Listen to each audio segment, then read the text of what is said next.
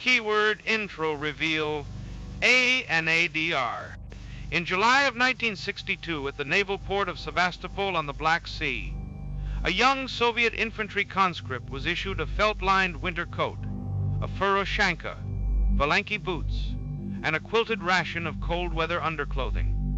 He was told that his destination was Chukotka, the Arctic peninsula, 10,000 kilometers east of Moscow, that faces Alaska across the Bering Strait.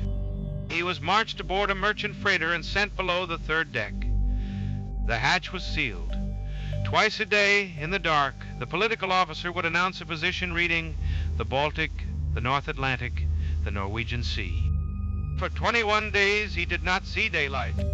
When the hatch finally opened, the temperature on his face was 35 degrees Celsius. He could smell salt and diesel and the heavy, wet vegetable smell of tropical air. He climbed onto the deck in his winter coat. Above him were palm trees. On the dock, in Russian, somebody was shouting at him to take the coat off fast before the Americans saw it from the air. The code name for the operation that had brought him to the Caribbean was the same as the place he had been told he was going. It had been chosen deliberately to deceive every man on the manifest and every analyst in Washington who might one day try to read the manifest backwards. The code name was Anadyr, lower third, Khrushchev'S Idea, May 1962. Operation Anadyr was conceived, according to notes taken by Vladimir Malin, chief of the General Department of the Central Committee, and the man whose shorthand is the closest thing we have to minutes of Khrushchev's Presidium, in a single conversation on a Black Sea balcony in the third week of May 1962. Nikita Khrushchev, on holiday at Pitsunda, told his defense minister, Marshal Rodion Malinovsky, that he had been thinking.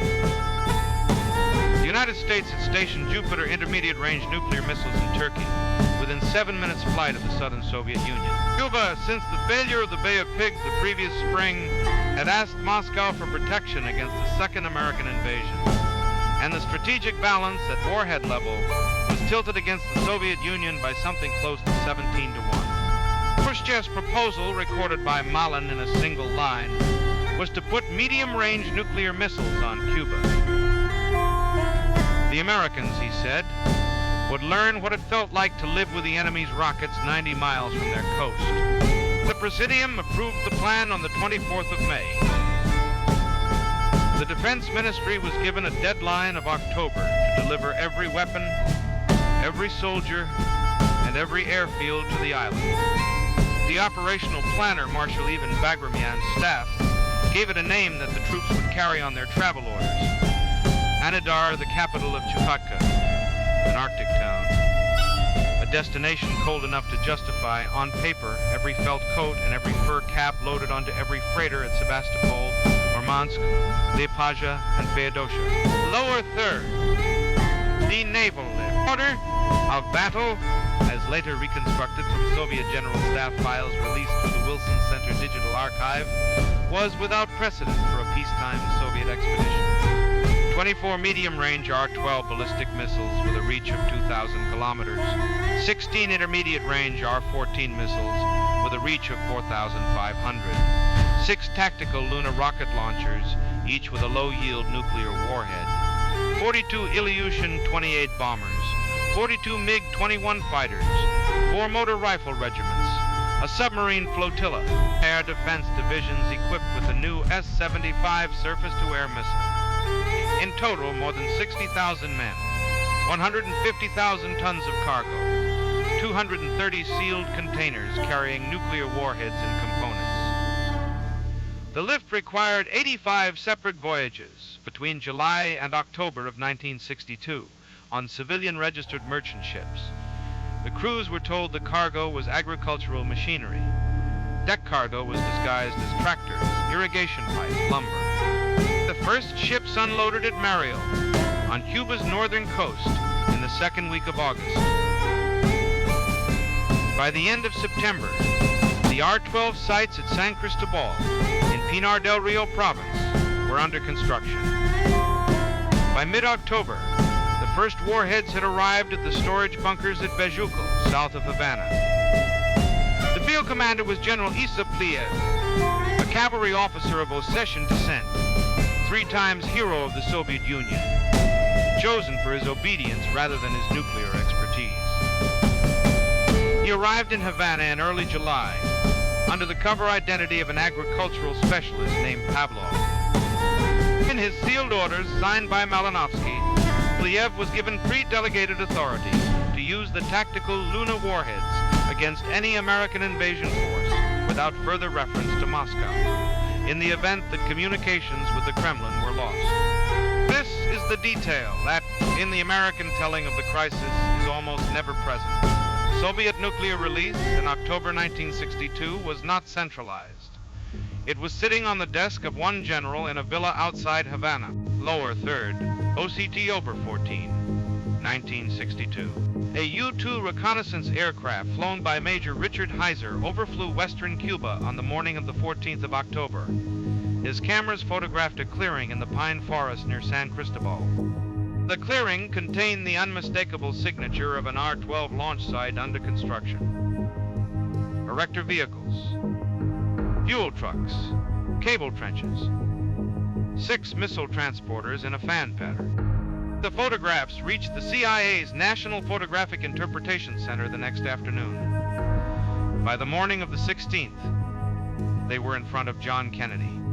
On the 22nd of October, Kennedy went on television and announced a naval quarantine of Cuba. He did not call it a blockade. A blockade, under international law, is an act of war. On the Soviet side, the announcement was received, according to Anastas Mikoyan's later diary, with what Mikoyan called a controlled astonishment. The Presidium had not expected the missiles to be discovered before the deployment was complete. Khrushchev, Mikoyan recorded, paced his office for several hours and then sat down to write a letter. Lower 3rd, what Pliyev almost did. For 7 days, between the 22nd and the 28th of October, 60,000 Soviet troops in Cuba sat under their camouflage netting and waited for an American invasion that, by every operational indicator they could see, was about to begin.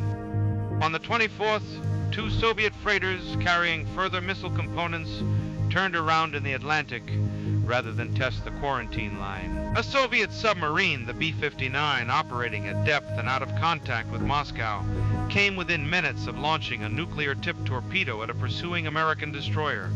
The launch was vetoed in the control room by a single officer named Vasily Arkhipov, whose name was not declassified for 40 years.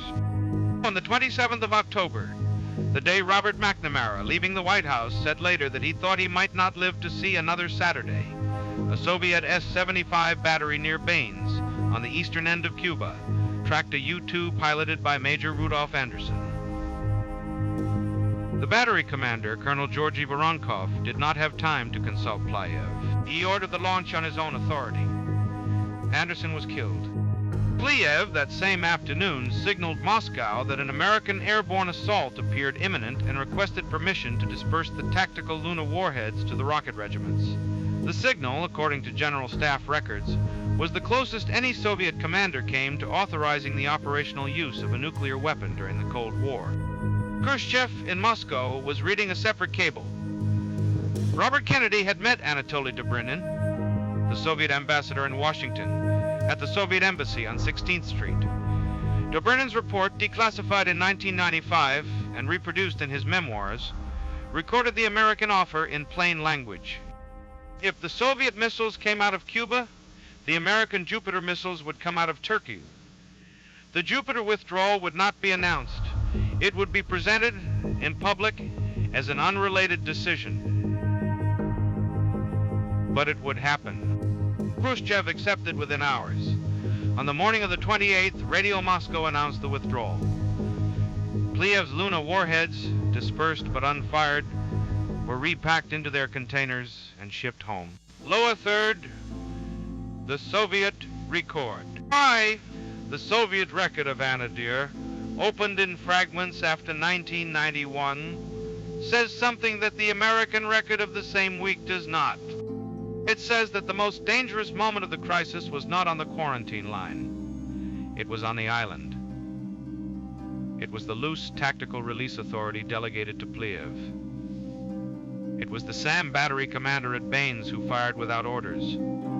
It was the submarine captain in the Atlantic who almost did the same. Khrushchev, in his memoirs dictated after his removal from power, called Anadyr a necessary gamble that did not become a catastrophe by the thinness of a paper. Mikoyan, who flew to Havana in November to explain the withdrawal to a furious Fidel Castro, wrote in his diary that Castro had told him in plain words that he would have preferred a nuclear exchange to a Soviet retreat. Mikoyan replied that this was the difference between a guerrilla and a state. The Jupiter missiles in Turkey were withdrawn in April 1963. The withdrawal was attributed in public to the missiles' obsolescence. The trade was not officially acknowledged by Washington for almost 3 decades. Below a third, the modern Echo. In February of 2023, the Russian President Vladimir Putin announced that tactical nuclear weapons would be forward deployed to Belarus.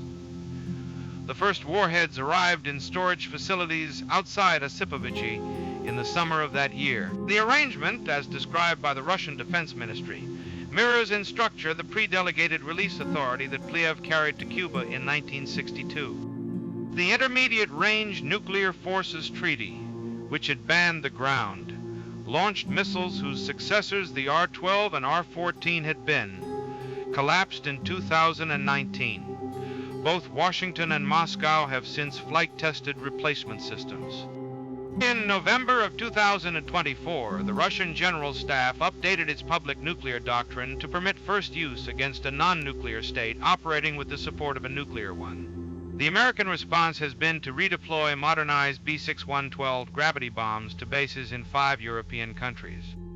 The Anadyr file's central lesson, written by the Soviet General Staff in its own after-action report, was that the danger of a nuclear crisis is not the order from the top. It is the colonel at the battery, 3 time zones from headquarters, who decides to fire before the cable arrives.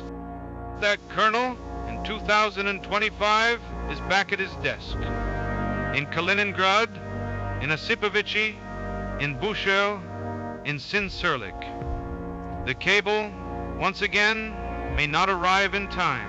The Cuban Missile Crisis is remembered in the American telling as 13 days. In the Soviet telling, it is 6 months, from the Pitsunda balcony in May to the last freighter leaving Mariel in December. It is a general in a villa outside Havana with one finger over a release authorization that no civilian in Moscow had explicitly retained. The code name was Anadyr. The town it referred to sits today at the eastern edge of Russia, that is, once again putting its tactical warheads forward of its border and trusting that the colonel at the battery will wait for the cable. 63 years after the freighter sailed, the page is still open. Word count 8058. Narrated words. Target 1750-1850 plus 8 over upper bound. Acceptable for 145 WPM. Powers 2048.